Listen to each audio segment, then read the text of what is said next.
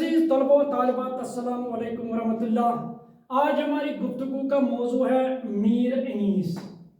मीर अनीस की हालात ज़िंदगी और शायरी खिदमत। तो चलो हम शुरू करेंगे। मीर अनीस का असल नाम मीर बब्बर अली। आप 1804 ईस्वी में फैजाबाद में पैदा हुए। फैजाबाद यूपी का शहर है, यानी उत्तर प्रदेश का। आपके वालिद का नाम मीर खलीक था। इन्होंने इब्तिदाई तालीम मौलवी हैदर अली के पास हासिल की और आपकी तरबियत में आपकी वालिदा का भी अहम रोल है।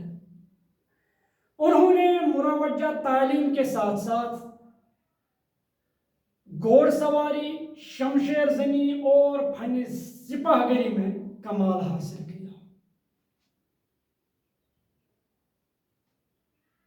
मीर अनीस के वालिद आखिरी उम्र में फैजाबाद से लखनऊ मुंतकिल हुए और फिर उन्होंने सारी उम्र फिर लखनऊ में ही गुजारी। 1857 ईस्वी, जिसमें अंग्रेज़ों और हिंदुस्तान के दरमियान जब पहली जंग हुई, तो आपने कई शहरों का सफ़र किया, बनारस, हैदराबाद, इलाहाबाद, पटना वगैरह। और आखिरी उम्र में आप कई अमराज में मुब्तला हुए, इलाज करवाया लेकिन ठीक नहीं हुए और आखिरकार 10 दिसंबर 1874 ईस्वी में आप इंतकाल कर गए। ये तो थी मीर अनीस की हालात ज़िंदगी। और अब इसकी शायरी खिदमत। मीर अनीस मरसिया निगारी के इमाम तस्वुर किए जाते हैं। आपको बचपन से ही शायरी का शौक था। इन्होंने शुरुआत तो गजल गोई से की, लेकिन जल्द ही मरसिया निगारी की तरफ मुंतकिल हुए। पहले उन्होंने अपना तखल्लुस हिज़ी रखा, हिज़ी, लेकिन फिर लखनऊ के अजीम शायर नासिक के कहने पर उन्होंने अनीस तखल्लुस रखा। आप मरसिया निगारी में इतना आगे बढ़े कि मिर्जा दबीर के सिवा कोई भी उसके मकाम तक नहीं पहुंच सका। लफ्जों के इंतखाब और फिर इस्तेमाल में आज तक उनका कोई सानी पैदा न हो सका।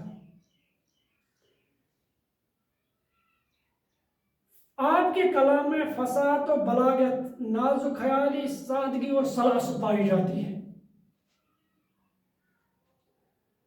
मरसिया निगारी के साथ साथ उन्होंने रुबाइयाँ भी लिखी हैं और आपकी रुबाइयाँ बड़ी बुलंद और जोरदार है। इल्म हिकमत और इखलाकी नुक्ते आपकी रुबाइयात में पाई जाती हैं और बाज़ रुबाइयाँ ऐसी जोरदार हैं कि वो ज़रबुल मिसल के तौर पर इस्तेमाल होती हैं। और आखिर पर उनकी ये रुबाई दुनिया भी अजब सराय फानी देखी, दुनिया भी अजब सराय फानी देखी, हर चीज़ यहाँ की आनी जानी देखी, जो आके न जाए वो बुढ़ापा देखा, जो जाके ना आए वो जवानी देखी। तो ये तो थी मीर अनीस की हालात ज़िंदगी और शायरी खिदमत। शुक्रिया।